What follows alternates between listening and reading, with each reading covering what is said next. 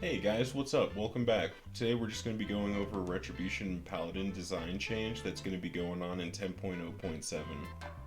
Button bloat. This is a really important one because whenever I was playing my Retribution Paladin, it felt like I needed 15 buttons for macros for my teammates and myself.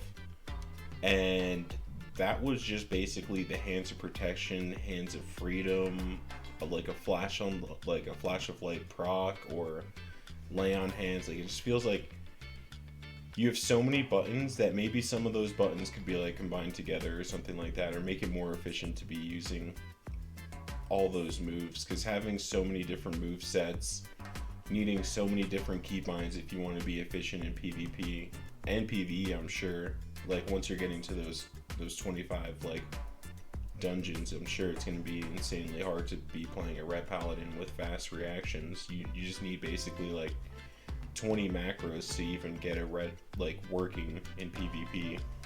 So this is going to be really nice because I can imagine myself playing red more if we're not overwhelmed with 30 different macros that we need to use. Alright, now stacking modifiers. There are currently several talents and abilities that provide stacking bonuses, which can make a confusing and messy playstyle that deals extreme burst damage, but in return leaves your core abilities feeling unsatisfying and undertuned. We intend to significantly change this. We want your core abilities to feel good and powerful when used in all situations. This doesn't mean we're reducing all elements of burst damage, but we do want to make burst more purposeful and deliberate while also allowing options that provide sustained damage.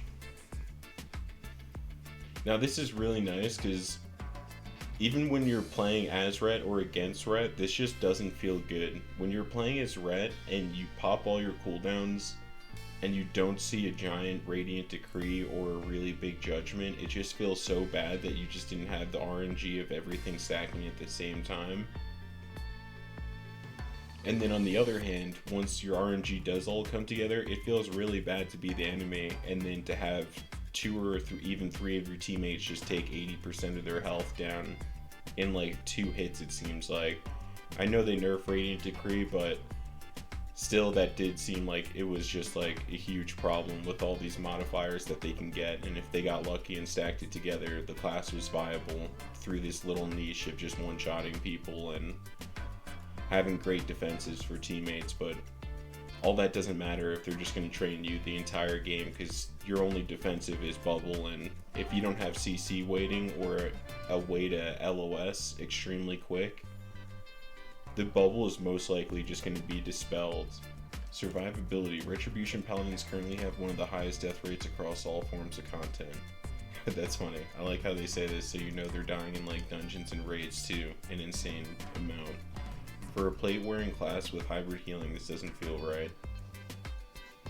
We're looking to strengthen them through a mixture of passive bonus and improvement to active abilities and cooldowns while keeping the degree of challenge that results from being a melee-based spec. So I wonder what they're going to end up doing here with Retribution Survivability, because I do want the class to be somewhat recognizable. Like I don't know if I'd want a completely brand new class. I'm trying to think, what they just need to give them some kind of damage reduction survivability, because just giving them immunities and then giving other people a way to get around these immunities is pretty weird gameplay. So just having something like what shamans have, like a shamanistic rage, will be super nice for paladins. Or like perhaps maybe a small amount of leech added like they have for warriors, like 5 or 10% or something like that, on top of maybe something like ignore pain. Maybe like their flash of light not only heals them for like 30k, but then puts like a shield on them for 30k or something like that. Maneuverability. We recognize that there's an issue here and we hope to make some improvements. However, we want to set clear expectations. Retribution Paladin should not expect to gain the mobility of rogues. Okay. That's a good thing, because you wouldn't want them to have the mobility of a rogue and then also be so helpful for their entire team, like having bops and freedoms for everyone, making it incredibly hard to train anybody but the red paladin.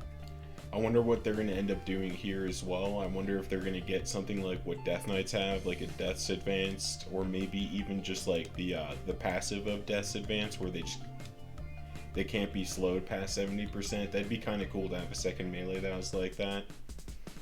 Because I honestly really like that passive. Having a passive where you just can't be slowed past 70% feels extremely good.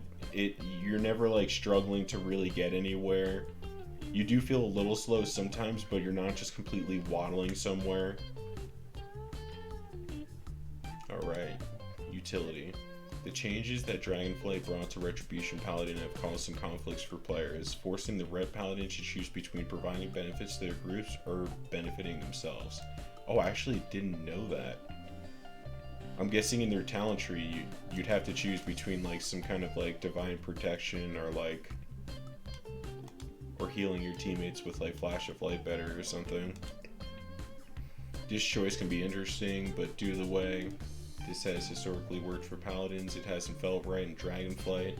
So we're looking to make changes here that allow you to feel good and improve your own damage while also providing group benefits that you're used to. We're also looking into additional utility improvements for Paladins during the 10.0.7 test cycle. We're looking forward for hearing your feedback and points above, as well as anything about Retribution Paladins that you think you'd like to share. So I think overall this is going to be really exciting. I don't think anyone that's been playing Ret Paladin right now is sad to see this, because they're just not a great class right now. They can definitely use a rework. I could see this benefiting them greatly, and I think not only that, I think it'll make the class extremely fun. I think you're going to see a lot more Ret Paladins now if they do end up doing a really great job at redesigning the class, because the last few classes that have come out, like Windwalker Monks for example, like those classes were extremely fun. Like it just feels so much fun to play these newer classes where they're really thinking outside the box for their abilities, just because we have so many classes already. Alright guys, that wraps up today's video. Don't forget to like and subscribe, and if you guys haven't yet, check me out over at twitch.tv/jokestv. I try to stream there daily. Thanks for sticking around guys, peace out.